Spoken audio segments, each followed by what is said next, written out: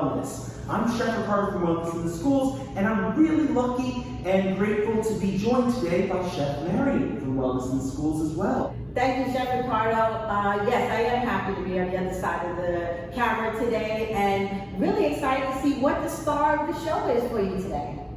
Well, for us, we're going to be working with what I consider to be a vegetable that not a lot of people use, but it's something that really can be included in our rainbow fruits and veggies that we should be eating every day, beets. And really, when you get them fresh like this, you're getting 2 vegetables for the price of 1. When we usually think of beets, we think of the bottom of the beet, or what's otherwise known as the beetroot. But if you get beets fresh in a grocery store or in the farmer's market, I know they're in season at this time of the year in mid-July, you will see them with these green tops. And Chef Marion, isn't this a great way to tell if your beets are fresh? Absolutely. If your greens on the top of the beets are really bright and standing tall, that's a great way to show that they're fresh underneath. But what I really like about it too is that it's also a nutrition superstar. You're really getting 2 vegetables for the price of 1. I know you'll show us how we'll use this a little bit later on, but I do want to say that our beet greens are comparable to some of your other dark green leafy veggies, like the Swiss chard. So this is something you could definitely use. It's going to be good for your body. And when we're thinking of our beets, we have different varieties of beets. The one that I have in my hand right now is a golden beet. So different color, but when we're thinking of beets as we're traditionally used to seeing them, they have a red-purple pigment inside of them, also known as a betalain, and that is really going to help to reduce inflammation in the body. But beets stand out in comparison to other vegetables because they're a little on the sweeter side. They're a natural source of sugar. Let's not take away from all the other good things that beets have inside of them. They also are a great source of dietary fiber and iron. So you'll have healthy guts, a healthy digestive tract from eating your beets as part of your diet, but also healthy blood as well too. And they are also a source of nitrates. Hey Chef, did you know that some marathon runners will actually go ahead and use beet juice or eat beets to help improve their performance? That is a great point, and actually one of my recipes is a detoxing drink, so we'll make that, and I'm sure it would be something that a runner or athlete would love to have.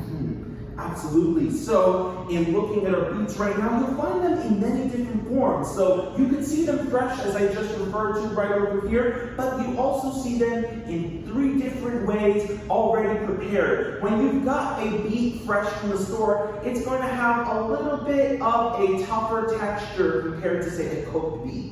Wouldn't you say so too, Chef? Absolutely, but it's really nice. I think you have some other options for beets too, don't you? Certainly, and there are options that can help to save us time when we're cooking in the kitchen. When you've got a raw beet like this, to make it softer, say for a sweet application, like I'll show you a little later, or for some salads where you might want to have like a softer sliced red beet, you would definitely want to cook them in the oven. But these options that you can find in the supermarket, they're already pre-cooked, so that saves you a fair bit of time there. In my hand right here, I've got vacuum sealed beets. So if you can imagine, these are cooked already, they're sealed in a vacuum sealed container, and what you want to look for is that this bag is nice and tight. You want to make sure that this bag hasn't been opened, that it isn't leaking. That's going to be a sign that the beets inside are going to be nice and fresh, and you definitely want to check the expiration date on the package for the bags. And it's such a great point, Chef, but I just want to show that as they sit on the shelf, and because you find this in the refrigerated area, they do loosen. And that is another way to show that it is deteriorating. So it may not be spoiled, but it could be old. I'm using these packaged beets, and I'm using them because they don't have any flavor. I looked at my label, and all I saw was that it was just a packaged red beet. But sometimes you might say you might have a jarred beet, and generally these will come preserved. So what does that preservative generally mean? It could either be put into a brine or put into a pickle. Did you know that you can pickle beets, Chef?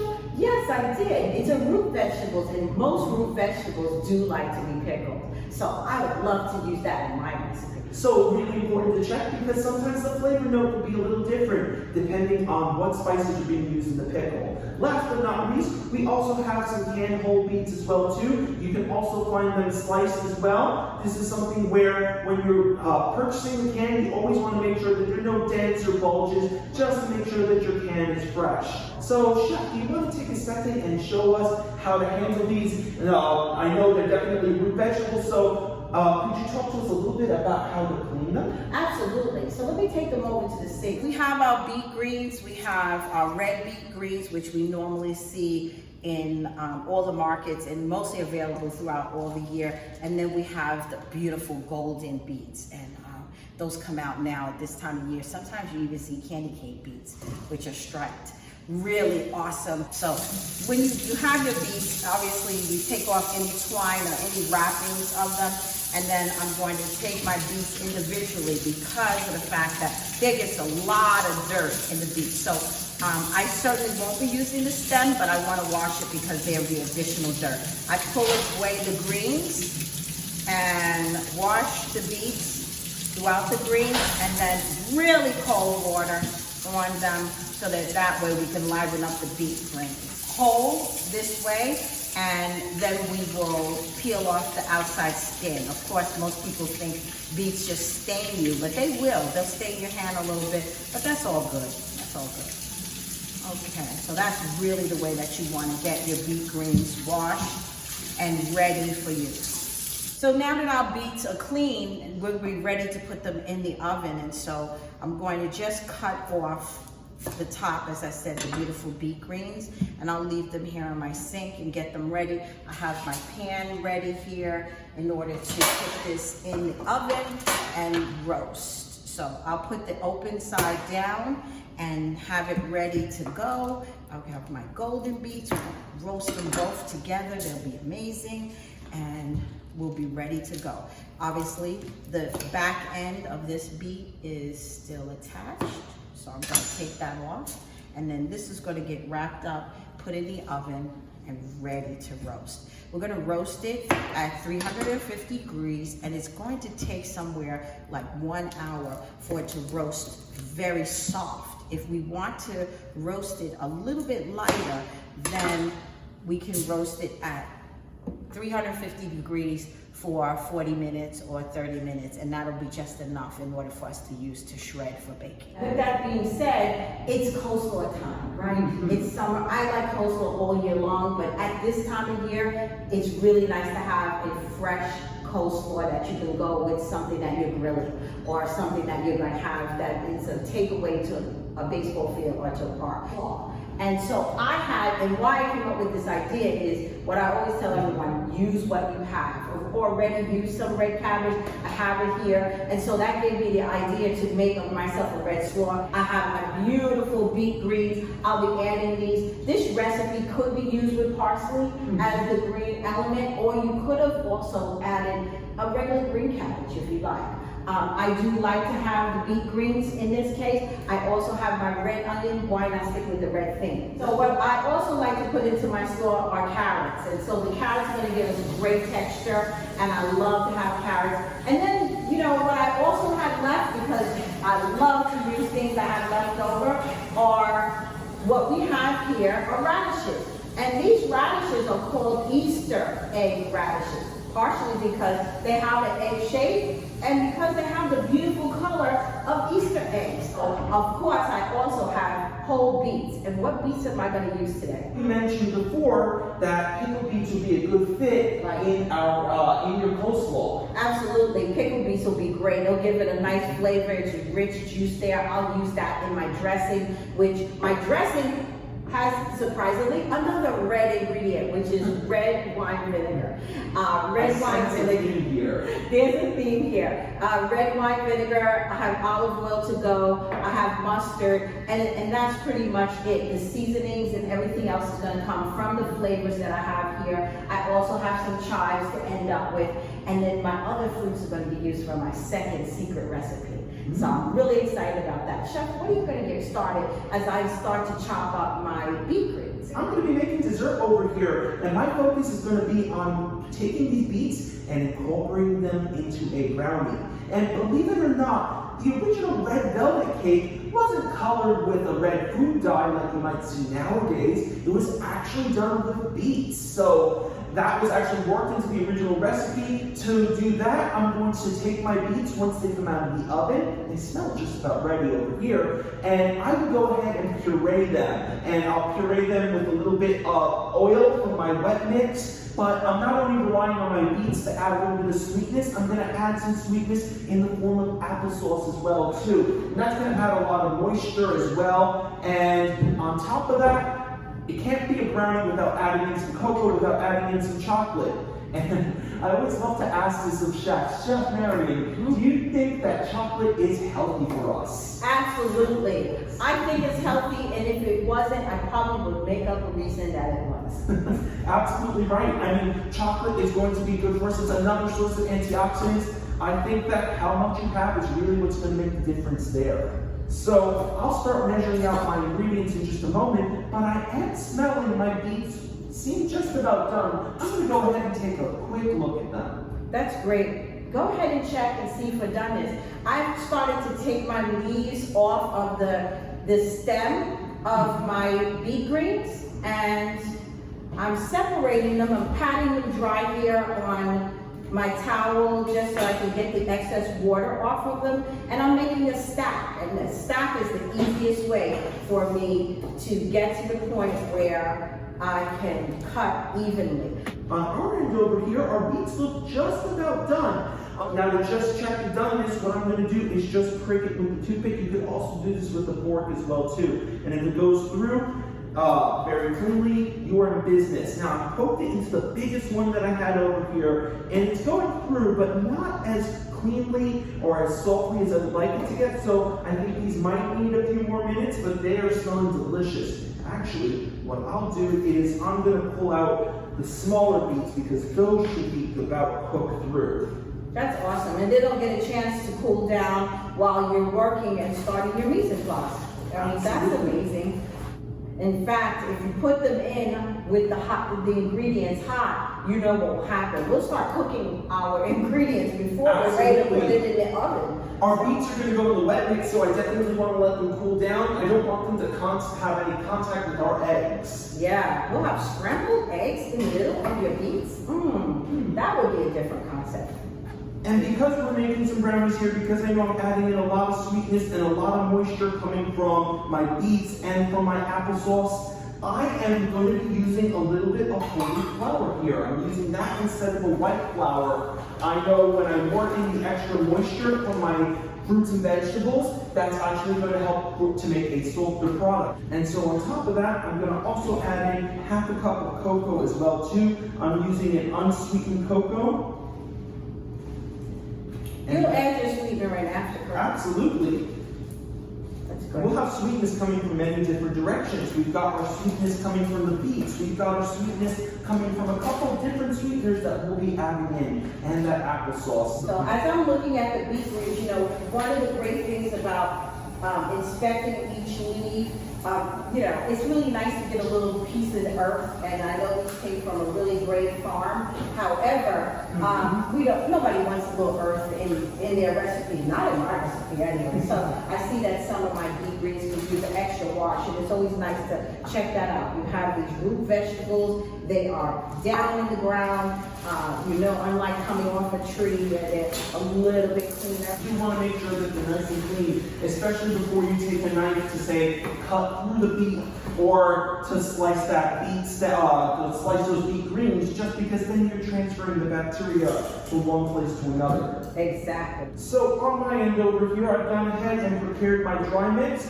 It's very simple. I'm just putting whole wheat flour with a little bit of cocoa, some baking soda, and sea salt. Let me get that baking soda. On the other side, I'm going to start preparing my wet mix, and that is going to feature our canola oil as the primary oil. And I'm going to hold off for 1 second because I do want to take a moment, once my beets are done, to blend them with the canola oil to start to incorporate them into the wet mix. All right, my beets have come out of the oven. I've given them a moment to cool down, and as you can see in my hand, I'm starting to go ahead and peel them. Now, in terms of peeling, I don't need a special tool or anything. I'm just using a paper towel. The skin has become so loose that when I rub it with a paper towel, you can see it's just starting to come off right there. Could you tell me a little more about like the best uses, like the differences between the textures of the beets under different processing? These raw beets are going to have a stiffer texture, and they're going to take a little longer to digest, so it is something that I would say you use in a smaller amount if you're going to use the raw version of it. But when you're talking about the cryovac beets, they're basically boiled and sometimes steamed. So they do have a little bit of the texture, has a little bit of pull to it. So that's really excellent to use in something where you want a little bit more of a feel of texture. So I like those. In addition to that, when you have something in the pickling is going to basically, in essence, cook. So once they steam it, they peel it, and then they put it in the pickling, it continues to cook. So this is going to be a lot softer, and I'm not going to rely on this so much for all of my beet texture, but more flavor. But when you're using the whole beets that you have in that canned beet does not have a preservative with it, so it doesn't continue to cook in the can. So it will keep a little bit more of the texture. So depending on what application you use, I probably would like to use this canned beet in my drink, because that would be nice. It'll give me a little bit of texture to some of the other ingredients that I'll add in, and that gives you the feeling of a smoothie, right? Absolutely. And so I like that. So that's kind of when I'm looking at the different textures. But one of the things I also have to remember is that pickled beets are what? You already said it, seasoned. So if they're seasoned already and I'm adding seasoning to my dressing, I have to be mindful of the fact that I want to have complementing seasonings and not go against it. So I'm going to chiffonade my greens. What a fancy word chiffonade is. But in fact, what it means is you roll your greens or any type of leafy greens together, and then you take your knife and you're going to give it a very thin cut. So I'm basically rolling my knife on top of the cutting board, and then you're going to see little ribbons form. I like that. That's actually what I do with my cabbage for slaw, just to make it as digestible as possible. And you see my little ribbons coming through? That's really pretty, Chef. It's gonna be really, really pretty. So that'll be the only thing that's really not red, even though I'm going red today. On my end over here, I diced up my beets. I know they're already on the smoother side, but I want to make it as easy for my blender to go ahead and bring it to a puree. So in this bowl, I've got my beets, I've got my canola oil for my recipe, and what I'm going to do is puree it using an immersion blender. So this is one of my favorite tools, Chef. I know what I really like about being a chef is we've got a lot of different tools, there are a lot of different gadgets in our toolkit. This is one of my favorites. The blades are detachable, so easy cleaning there. This is perfect for making a soup, or in my case, taking these beets, blending them, and making sure that I've got all that beet essence in the one place, as opposed to like taking a spatula and cleaning out the blender bowl. That's excellent. I love that. To continue with my wet mix, there are a couple other ingredients that I have to add in. And the first thing that I'm going to do is work with my eggs. So the eggs are going to act as our binder. It's going to act as a leavener too to help this rise along with the baking soda. It's also going to add moisture too. I know like the traditional brownie recipes that I prepared growing up, I would use a lot of eggs and a lot of butter, and that would give that creaminess and that rich flavor and texture. I just want to, as I told you earlier, I'm actually using a cabbage that I used previous, and that's where this idea came from as I was looking at it in my refrigerator. So I'm giving it a fresh cut, and I'm taking off the outer leaves that would have been a little bit older. I have a flat cut on the bottom, as you can tell. I'm going to give it a fresh cut, and once again, all of this great stuff will be going into the compost. Oh, that's great.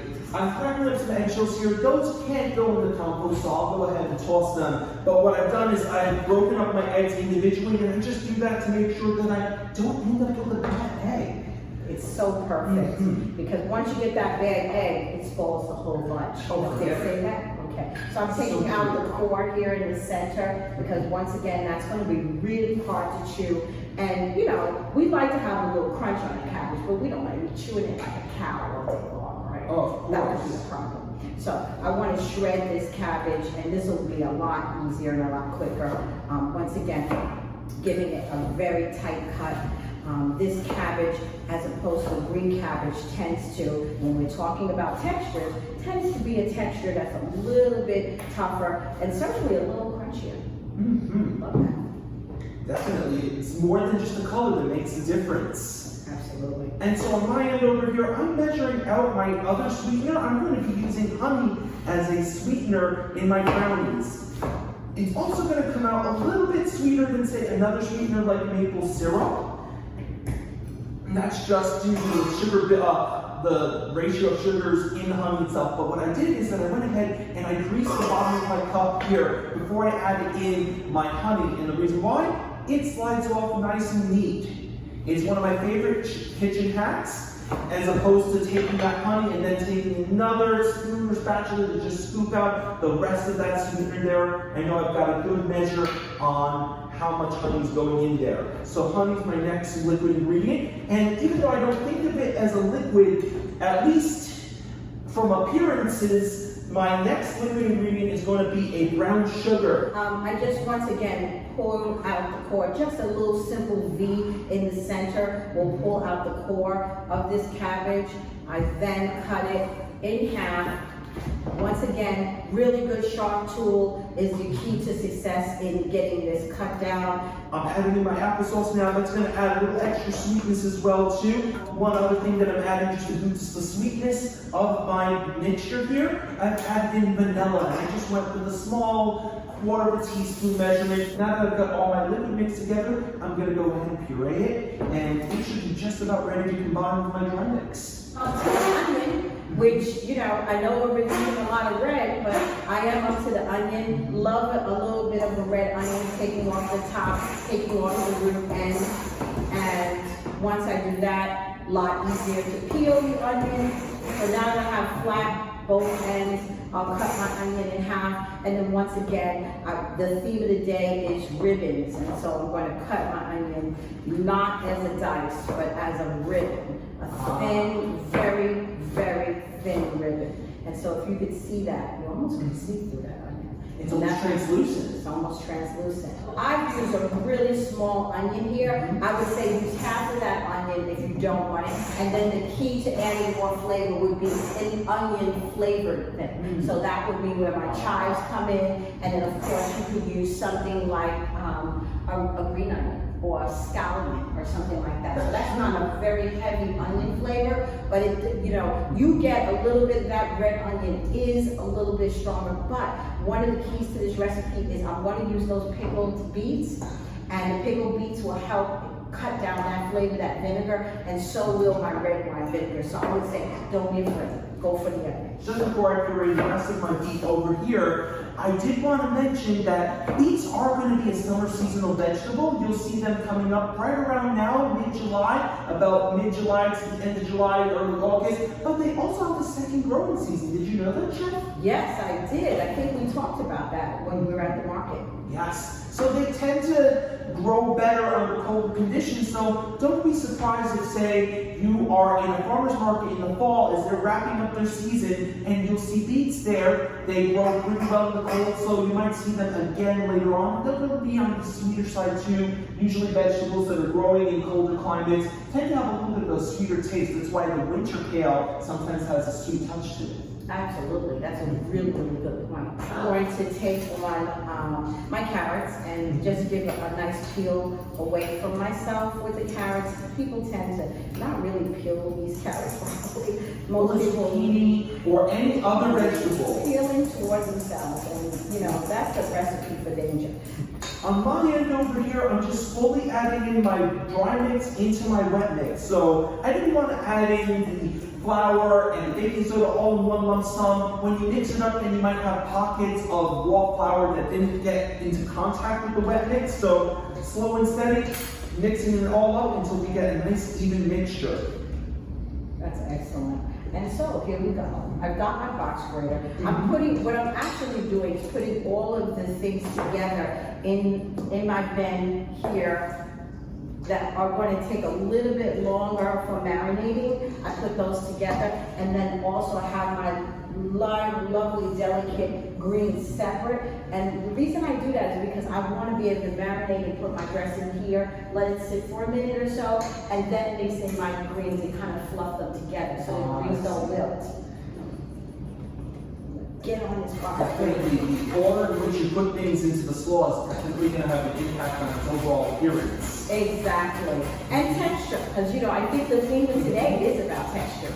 Meanwhile, we go with no texture over here. I want to make it nice and smooth. And as I'm whipping this up together, I've got a little more to go, but I did want to just show that beautiful, beautiful color. And using real cocoa and real beets, that the color is going to be a little deeper and richer. And that deepness and richness of color is nothing more than antioxidants and nutrients going into your body. Your body is singing with color on the inside as you use these things. Now that I have all my ingredients, as we talked about, we want to give this a little extra marinating time. I'm going to get that started before I finish cutting my last elements to go in. So I have my salt here, ready to go. I have my red wine vinegar. I have my olive oil, and I have my mustard. And so in the order in which this is going to go is exactly the way I showed you. And I'm going to also give a tad of honey, and that's going to be part of the emulsifying process, which is using the mustard and the honey together will help this oil and vinegar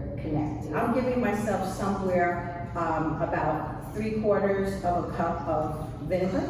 I may not use it all, and the great thing about it is once I make this vinaigrette, all I have to do is use it again. I can use it again for more and more things. As the week goes on, there's always something that I'd like to have a little vinegar added to. So here I go. I'm going to take my olive oil and I'm going to slowly whisk it. I have my paper towel here. I will put my bowl on the paper towel to give me a steady spot in order to whisk. I'm going to slowly pour and whisk fast. And I think on your other show with Chef Giselle, she talked about how to make oil and vinegar together. And then here I'm giving myself a 1/2 cup of olive oil. And then I'm going to give myself some mustard. And that is 2 tablespoons of mustard added to this recipe. And once again, that's my emulsifier. And you start to see the oil and vinegar coming together. In addition to that, I am going to add honey. And the amount of honey that I'll end up adding to this recipe is not going to be more than a tablespoon. So I have a tablespoon of honey, and that's just going to level out the flavors of everything that's in this recipe. And so the very last element to this is a pinch of salt. And a little bit goes a long way, both with your honey and your salt. So. Absolutely. And how do I measure a pinch? Well, a pinch is really 1/8 of a teaspoon. But my grandmother always taught me, you just put a little bit of salt in the crevice of your hand, just a little crevice of your hand there, and you've got your salt, and that's your pinch. And a pinch of it. And so here, once again, I'm going to mix this together just to get a little bit of combined. We're not going to do a full mix because we'll do that once we get to the point of adding all of our greens together. We just want to move it around so that I can make sure that this is fully coated. And it's going to also help, this dressing will also help break down some of the toughness of that cabbage, because cabbage can be a little bit tough, especially with red cabbage. So now I'm going to leave that here on the side for a moment and just let it do its thing. Sounds good. On my end over here, I am pretty much good to go to set these into the oven. While you were talking about the vinaigrette that you were using, I was taking a little bit of chocolate chips and just using them as a garnish on top of my brownies. So they'll melt in, they'll add a little extra cocoa flavor. And I gotta tell you, one of the things I do with my extra slaw, especially when you get down to the end and it's not much, and you've had it for a day or two, and it's really marinated, I love to put it in a crunchy taco. So if you're making tacos on the grill, think about this slaw to go inside your taco. And what I really like about that is that it's just showing different places where you can utilize that same prepared dish. Exactly. I mean, we know there's always a little bit of slaw left over. How much time would you let that slaw marinate before you serve it? Well, in the ideal situation for me would be to make the slaw early in the morning, and I would like to have it marinated somewhere like 4 hours or so before I served it. Certainly, you could use it the next day. There's no reason not to. It's gonna have a little bit more time to meld and get back together, and with the cold of the refrigerator, it'll get a chance to all come together. So I'm just gonna keep adding my greens to this.